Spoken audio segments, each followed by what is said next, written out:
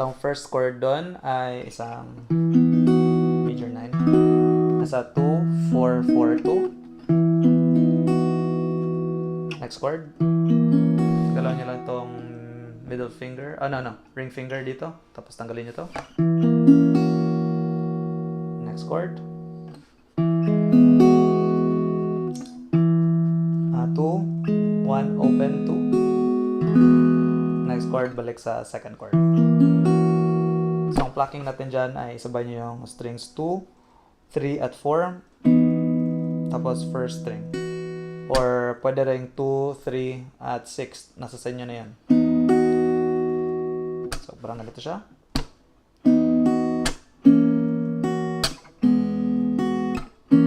Tapos, sa part na yan, may riff na. Tapos, ulit.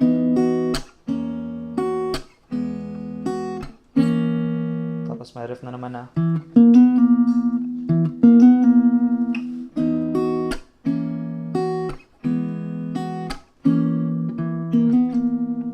Okay. Tapos, pangatlong ulit. Hanggang dyan lang. Tapos, gawa kayo ng chord na to. Isang B over E. Open. 2, 4, 4. Open, open. Pagkatapos ng strum, gawa kayo ng fingering na to. 3, open, 2. At may harmonics tayo dyan sa 15. O sa 12. At sa 14. Okay, so pagkatapos ito. So, ang ginagawa ko dyan ay hindi ko na ginagalaw tong ring finger para mag-ring pa rin yung chord. Tinatanggal ko lang to, tapos ginagawa ko yung part na yan. Parang strum, tapos at yan yung intro.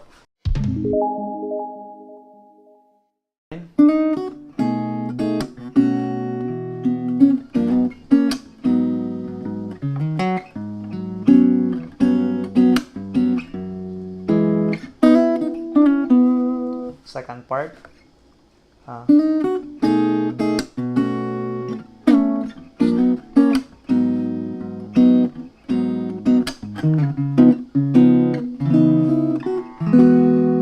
Okay. So, sa verse, same chords lang. Magbabago lang siya sa refrain. Part na yan, ang ginagawa ko dyan ay parang ganito lang siya. Tapos, isang bar sa second fret at 4-4 sa first at second string. At nilalagyan ko siya ng slide.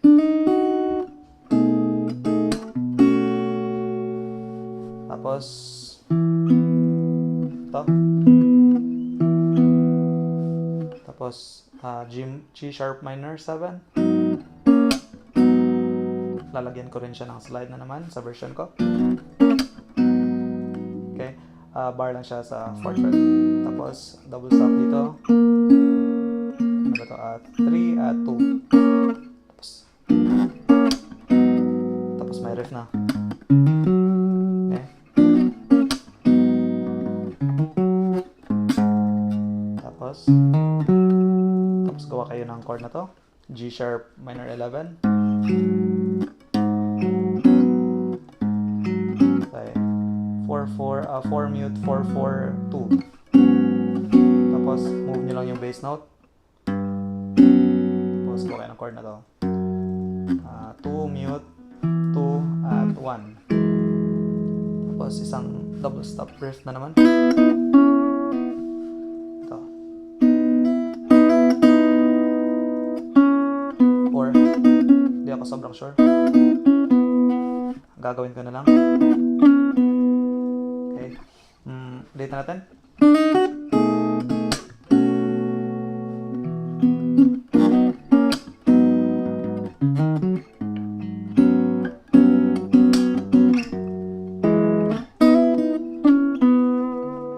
So, yun yung version ko doon.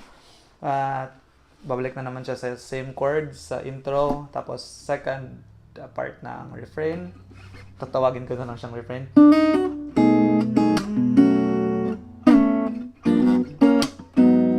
double stop na naman. Ito ay nasa 4-4. Parang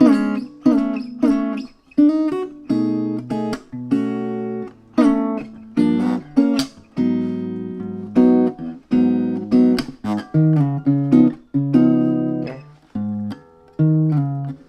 Tapos chord na to, isang C sharp 9.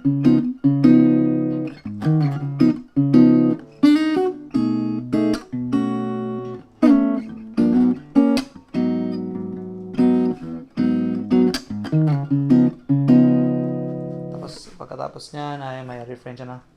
Dito parang mali yung sa akin pero ganito na lang. From C sharp 9 magiging C sharp minor 9. Ito ay 4, 2, 4, 4. Tapos sa first string ginagawa ko okay. Tapos chord na to. Ito ay 2, 1, open, yung same sa intro.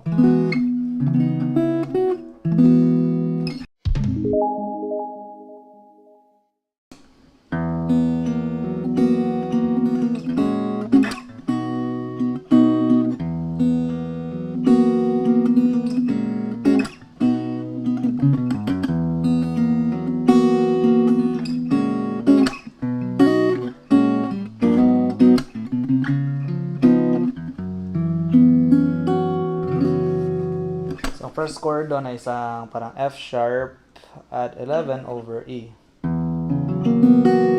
Okay. Open 4, 4, 3, open, tapos 2. Ito yung plucking niya sa tingin ko.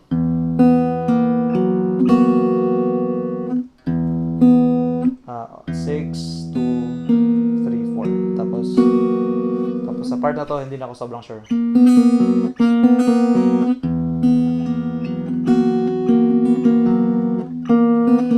Tapos chord na to, yung parang sa back at 1, yung isang B flat over B flat minor 7 flat 13. Okay. 1 mute 1 2 2. Okay.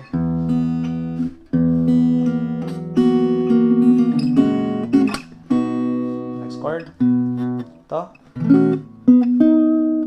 bar tapos 4-4.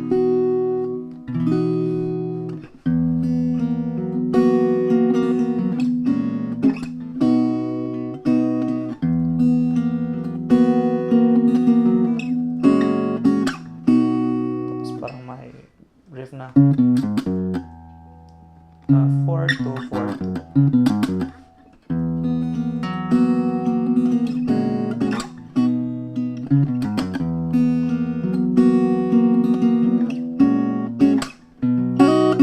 Part na to parang ganito 2-4 tapos may double stop sa baba.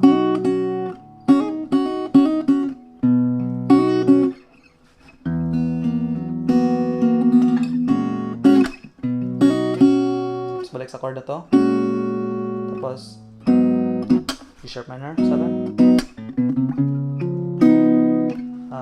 open, tapos 2, 3, 4, tapos yung C sharp dominant 9. Next chord ay isang F sharp 7 sus 4,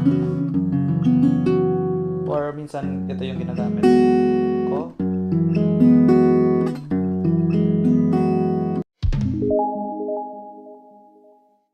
So sa second part ng refrain parang ganito siya.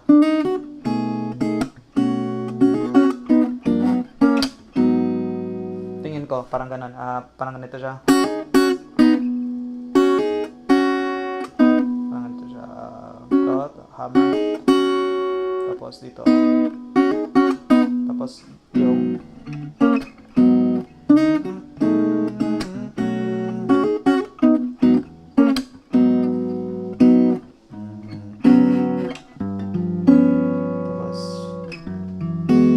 tapos diba sa first part bass lang yung magbabago, sa second part binago niya, parang na-move din tong ito, yung ring finger, tapos Tapos, okay, hindi na sobrang importante yan. Pero yun yung refrain sa first part. Ito naman. Tapos, parang, ano lang, tapos,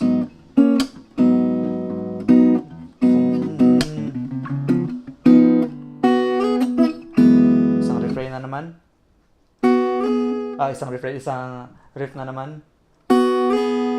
Parang ito, slide dito. Tapos, ito. Ito. Tapos,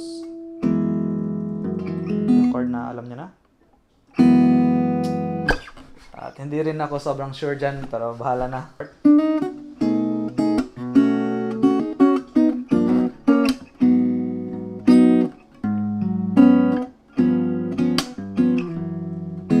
Ganun. Tapos,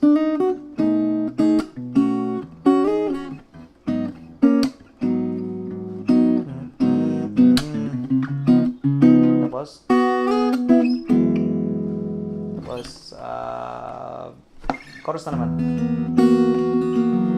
Tapos, ulit-ulit na lang yan. Tapos, may part na maglilipat siya sa chord na to. Bar lang dito sa 4th, tapos 5th dito.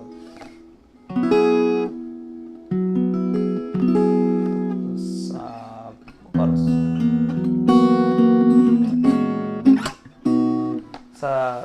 May part na chorus dyan na parang magbabago yung plucking pattern para maging parang magre-relax siya konti.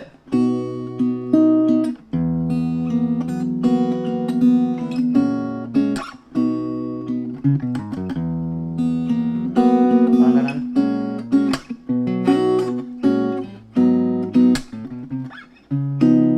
Tapos may additional chord dyan bago yung bridge. Hindi bridge, parang instrumental. Ito yung chord. F7 augmented 5. Parang ganun.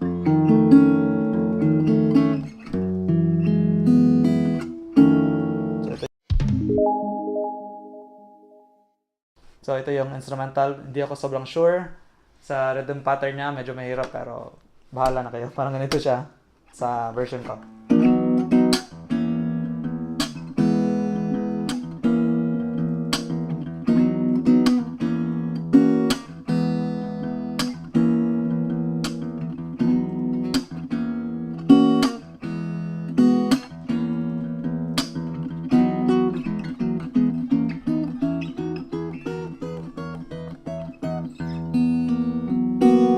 Parang ganun. So, ang unang chord doon ay isang B over E. Nasa 4-4-4. So, ang bass note nyo ay nasa E. Second chord, alam nyo na yung parang sa intro lang. Same, next chord sa intro. Tapos,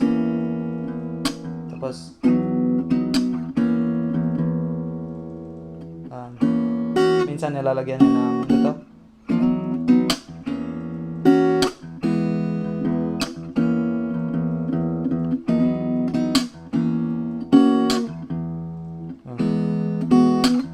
Parang ganun. Ang hirap ituro kasi medyo may mga off timing.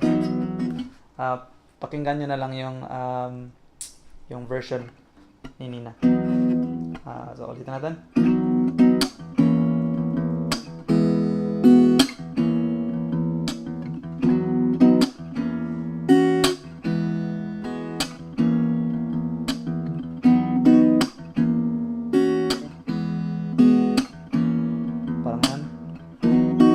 Pasok to.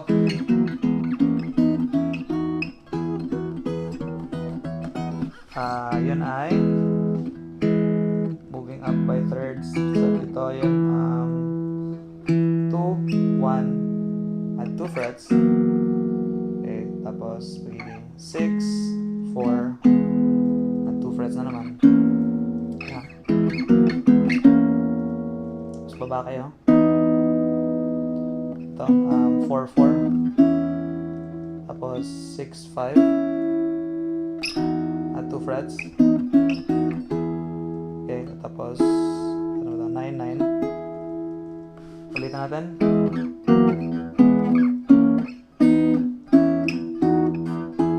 Tapos, baba na naman kayo ng set. Ito, ano ba ito? Teka lang. 6 at 7. 6, 7, 9, 7. Add 2 frets. Tapos, 12, 11. Tapos, 14, 12. Tapos, 16, 14. So, ulitin natin.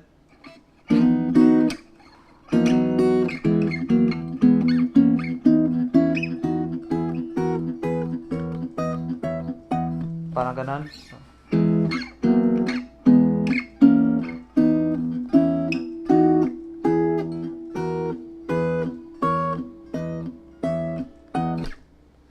di ako sobrang sure doon, pero parang ganun siya. At kung nawawala kayo sa finger positions niya, magtiwala na lang kayo sa yung naririnig nyo, parang ascending lang siya. So, yun. At balik sa chorus. So, ang pinaka-importanting part na lang ata dyan ay yung parang ending. Parang part na yun ay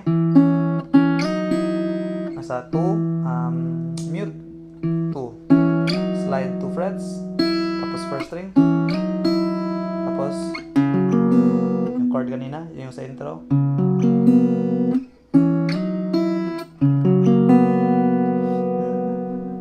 tapos at yun, parang yun lang ata yung kailangan kong ituro kasi yun lang yung alam ko. Kaya yun, maraming salamat sa inyong lahat at pasensya, medyo mahaba yung tutorial. Ang hirap kasi, ang hirap. At tagal kong natapos to, parang 3 months ata. Supukit yung ulo ko. Kaya shout out kay Carven Jan Evangelista, kay Zomorito Kun, kay Raymond Novilios, kay Kenneth David or David, kay Tristan Pazcoguin, sorry, kay Rochelle Ann Juan, kay Nico Aquino, at kay Renzo Mondehal. Maraming salamat sa inyong lahat at ingat!